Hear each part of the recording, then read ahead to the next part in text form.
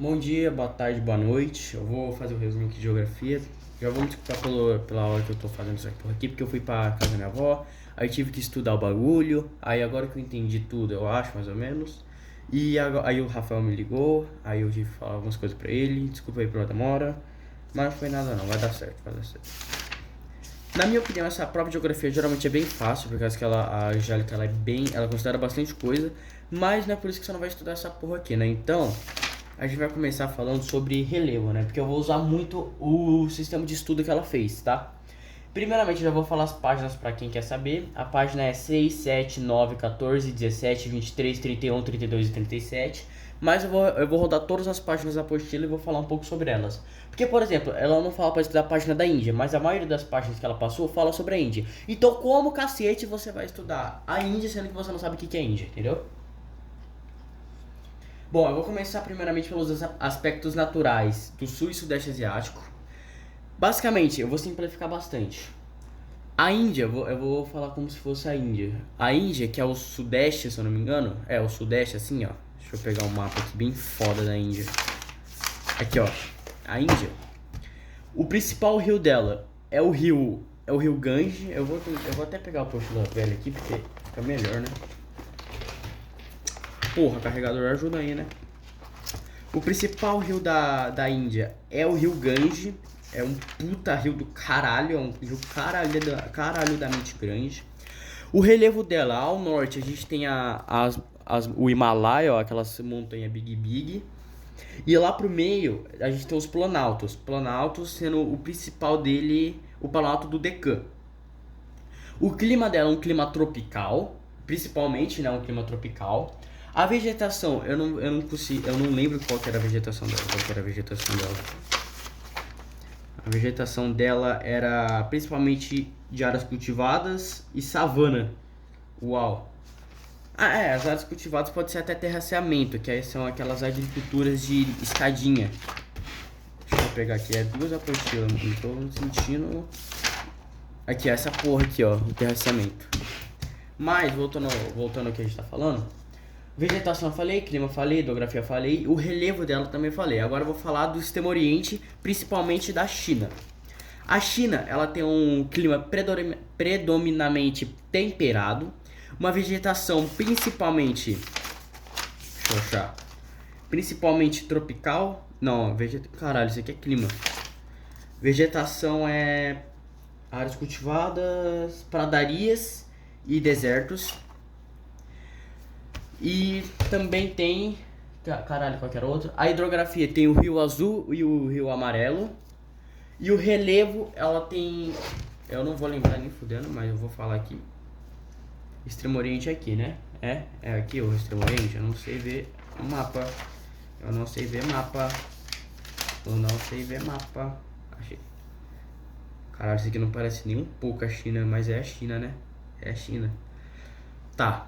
O Extremo Oriente, que é basicamente a China aqui principalmente, ele tem algumas montanhas pra cá com um pouquinho do Himalaia. Principalmente aqui a gente tem o planalto do Tibete. E mais pra cá planícies e áreas mais baixas. Resumindo, oeste, que é pra cá, ó, oeste, não, oeste pra cá é mais montanha, leste mais planalto. Deixa eu ver se tá certo. Geralmente terras altas, o oeste o planalto do Tibete. Na costa leste aparecem terras mais baixas, como a planície da Manchúria e a planície chinesa. Tá, eu já falei aqui sobre a primeira questão, eu acho que se dúvida ela vai cobrar. Mas eu acho que é menos importante. A segunda é a agricultura de subsistência no sul e sudeste asiático. Deixa eu guardar essa porra aqui já. Primeiramente, eu preciso que você saiba aqui que é uma agricultura de subsistência. É uma agricultura que, por exemplo, você é um fudido e você não tem nada pra fazer. Você vai lá na sua casinha, você pega um vasinho, coloca uma aguinha e você vai fazer uma pig horta com essa porra. Isso é uma agricultura de subsistência, é uma agricultura de casa, uma agricultura familiar.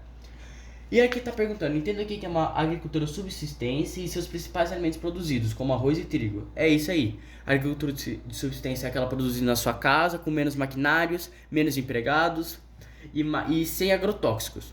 Ela geralmente produz arroz e trigo, principalmente na área da Ásia, que é basicamente as duas comidas principais lá, arroz e trigo. Essa prática é importante porque, ó, eu vou explicar, eu já vou integrar com a Revolução Verde, que é a 3. A Revolução Verde na Índia, basicamente, o que é porra é uma Revolução Verde? É quando os caras transicionam de ser fudido, não ter porra nenhuma pra plantar, pra começar a ter umas máquinas muito foda, velho. Tipo, você tem logo uns 30 trator pra fazer uma batata crescer. É basicamente isso, você eu não sei, maquinamizar, eletrificar, eu vou pesquisar uma palavra para definir isso.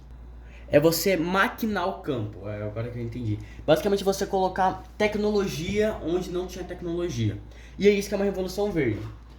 Aí ela também pergunta na revolução verde as desvantagens, os seus impactos nas Índias e as consequências ambientais, como os fertilizantes e igualdade entre os agricultores. E isso vai conseguir explicar para vocês qual é a importância dessa prática para as comunidades locais. A Revolução Verde, como ela tem muita tecnologia, quem compra essa porra? Pobre que não tem nem dinheiro para jantar ou rico que consegue jantar caviar? Rico que consegue jantar caviar, por causa que ele tem dinheiro para comprar máquina e produzir cada vez mais com menos empregados.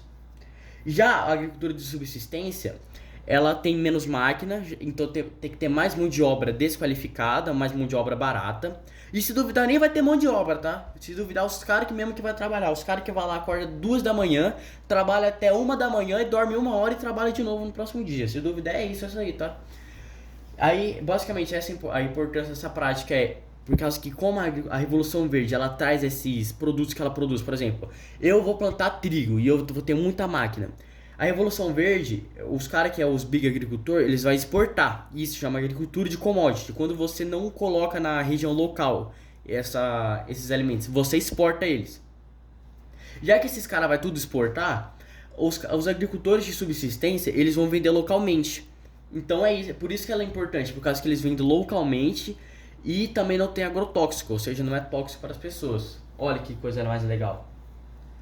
E a Revolução Verde também, a gente tem que analisar os benefícios contra os desafios. Os benefícios são basicamente a produção em massa desses negócios, ou seja, aumenta muito a produção, e isso é bom se tiver uma demanda muito alta. Por exemplo, na Índia, que cada 1 metro quadrado tem umas 5 pessoas, tem até gente empilhada, se duvidar. Só que tem problema também, porque como tem máquina pra caralho, vai ter menos emprego. E menos emprego gera mais pobreza. Então é uma linha de raciocínio lógico. Tem mais melhor pra um lado e pior pro outro. Tá, aí eu não sei se eu consigo entender, mas eu espero que sim, velho. A cota que é o PIB e as condições sociais na Ásia. A gente vai comparar o PIB da Ásia com os outros continentes e refletir sobre as disparidades econômicas e sociais na região. Deixa eu achar aqui. Tigre asiático. Eu acho que eu não vou encontrar um bagulho só do tigre de PIB, né? Mas eu vou aproveitar e vou falar essa porra aqui, ó. Não vou não. Mas eu vou falar do PIB. A China e a Índia são os dois. O Japão, a China e a Índia são os 3 maiores países em ordem. O Japão é o primeiro, com uma economia capitalista, por causa que, se vocês lembram na aula de história, o Japão virou capitalista depois da Segunda Guerra Mundial, depois que lançaram logo umas 2 big bombas no país deles. E eles pararam de ser um império pra ser uma porra. Ai, caralho. Pera aí. Aí, ficou melhor.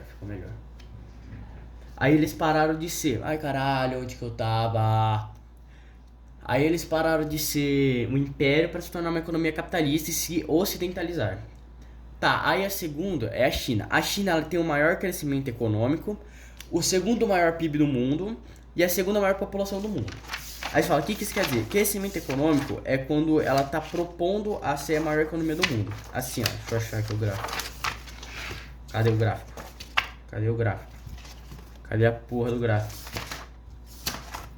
Isso aqui, ó. Tá vendo a China? Tá vendo que ó a curva que essa porra aqui faz? Aí os Estados Unidos faz uma curva mais assim.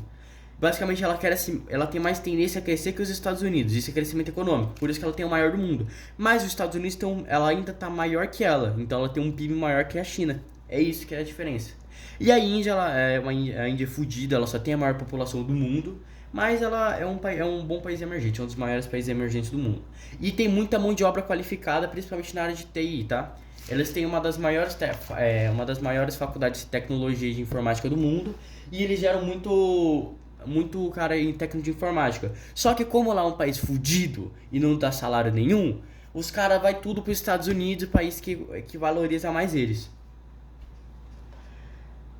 Tá. Tá, eu não sei se eu falei de disparidades econômicas e sociais. Eu acho que sim, eu falei sobre isso, na minha opinião.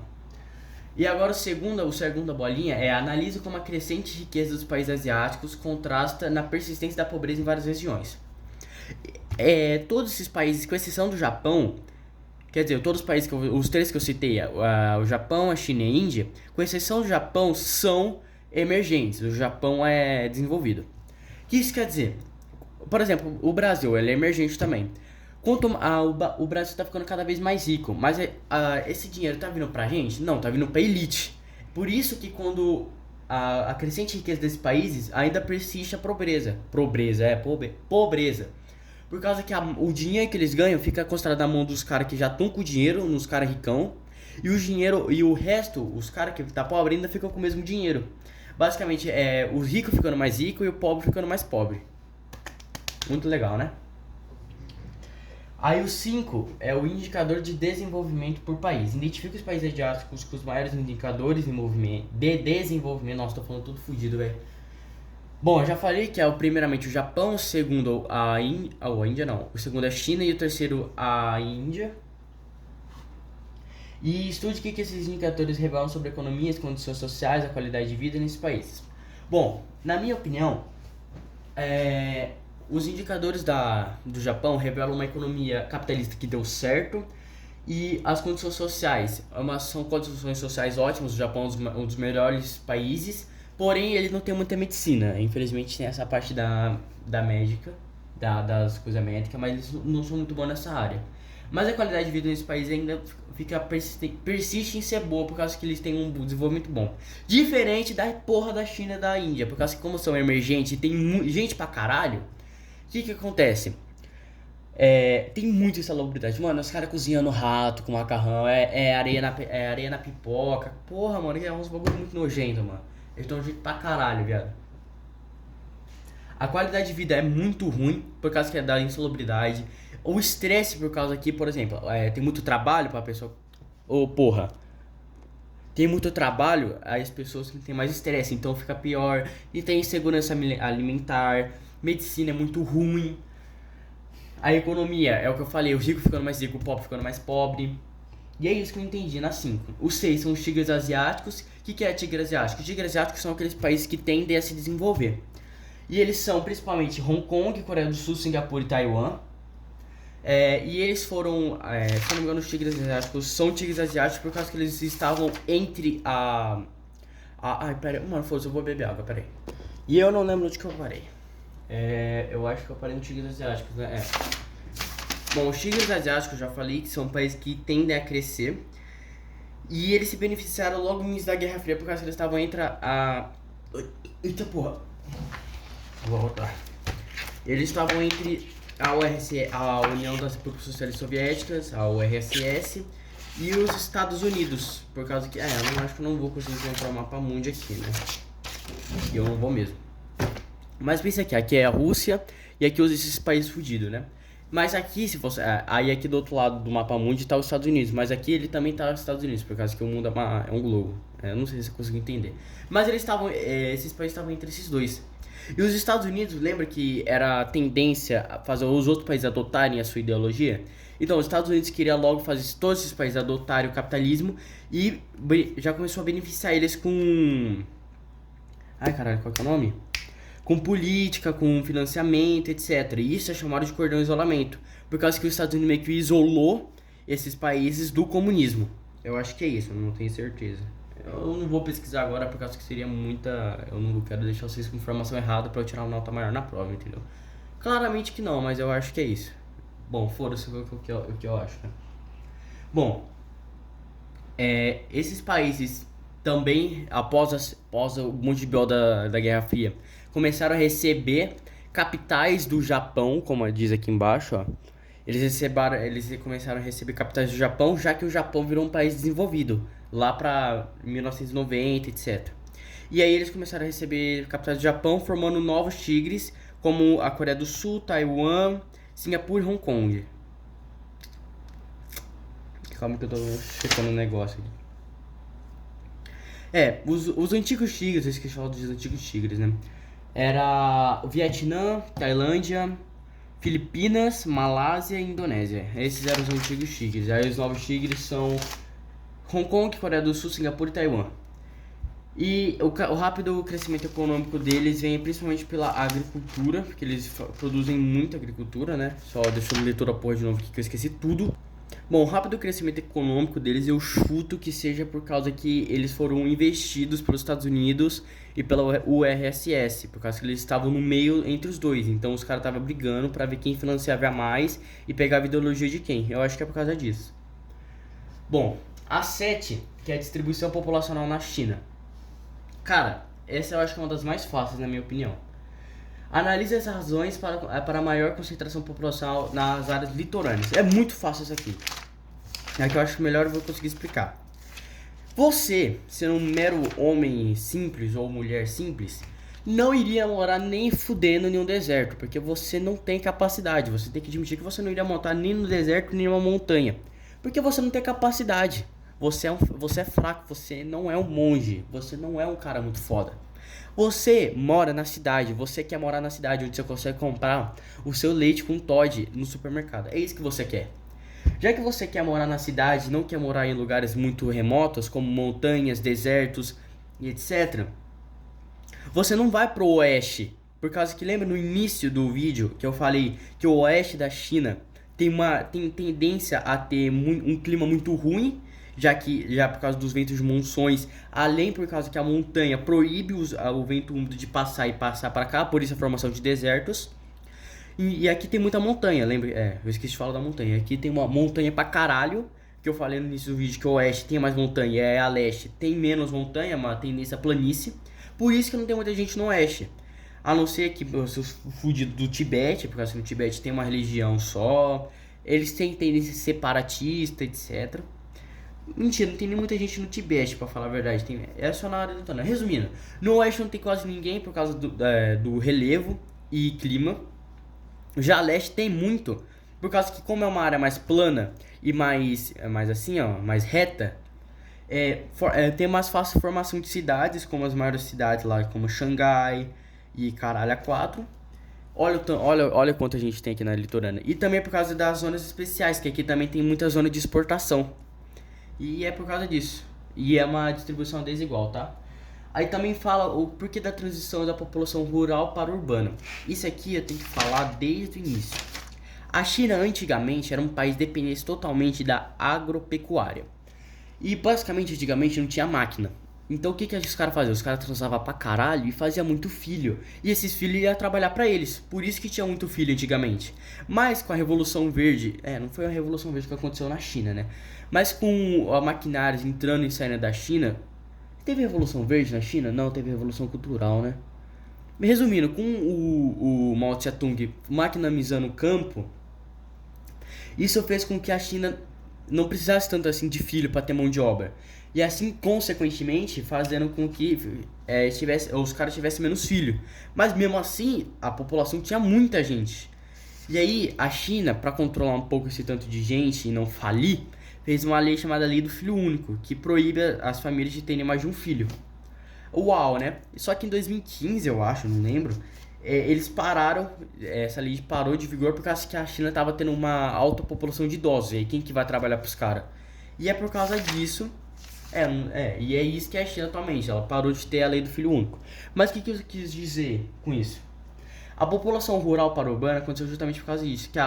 Como tinha menos emprego, por causa que estava maquinamizando o campo, os caras foram para a cidade, que estava tendo mais emprego, e começou a estabelecer lá, por causa que lá é mais fácil de morar, o trabalho é mais simples, não é tão braçal, é mais mão de obra qualificada. Não, eles precisavam de mão de obra não qualificada, é uma mão de obra barata, e etc.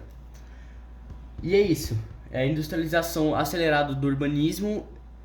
A industrialização do rural fez com que as pessoas do método rural forem para cidades onde elas precisavam de mão de obra barata. E é isso, industrialização na urbana e no rural. E as transformações econômicas na China. Ai caralho, eu tô com nariz entupido. Bom, as reformas econômicas de Deng Xiaoping e como elas impactaram no crescimento do PIB chinês a partir da década de 1980. Lembra das aulas de história que a gente teve lá o bagulho do Cássio, que falava sobre a China, etc. Então, depois da revolução do Mao Tse Tung, que o cara fez um monte de coisa lá, o cara matou todo mundo, revolução cultural, bagulho de maquinalizar o campo, trienal, né? Plano trienal, combater burocratas, o bagulho do Kuomintang, esses negócios inteiros. O Mao morreu. Só que o Mao, ele era um comunista fudido, era um nojento, era um verme. E ele era comunista pra caralho. E ele era tão comunista que o cara matava a pessoa que não era comunista e estuprava todo mundo que não era comunista. Nossa, o cara era muito comunista, não tinha nem ideia. Eu acho que ele era tão comunista que aquela revolução cultural dele é comparado com o genocídio de Hitler. O cara tá na média de Hitler, pra você ter uma ideia. O Hitler era genocida, tá? O cara não fez isso nem porque ele quis. Imagina se ele quisesse, né? Mas voltando, depois que esse cara morreu, quem assumiu era Deng Xiaoping. Só que, antes de falar sobre o que o Deng Xiaoping fez, como a China tava? A China ela era totalmente de esquerda quando o Mao Tse Tung assumiu, já que eu falei que era totalmente de esquerda. Então ela era comunista, não tinha propriedade privada, não tinha classe social, todo mundo recebia a mesma coisa, era unipartidarista, era o caralho todo, era totalmente comunista. Quando o Deng Xiaoping entrou, ele começou a adotar mais o capitalismo, ele começou a amolecer esse comunismo.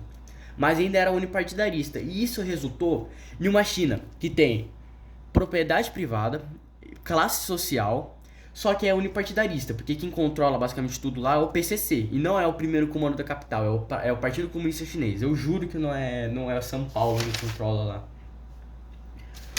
E é basicamente isso, o Deng Xiaoping começou a transformar a China totalmente comunista para uma China tendente ao capitalismo e começou a fazer exportação de produtos para os países de fora.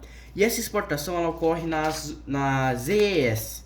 ZES são as zonas econômicas especiais. São áreas litorâneas onde elas exportam os produtos. E é isso, né? As políticas adotadas e seus efeitos no desenvolvimento econômico no país. Eu acho que é isso. Bom, eu acho que é isso a prova. Se tiverem qualquer dúvida ou se eu expliquei algo errado, por favor, me fale no WhatsApp. Desculpa aí por ter mandado meio tarde. E tchau, boa sorte amanhã na prova. Falou.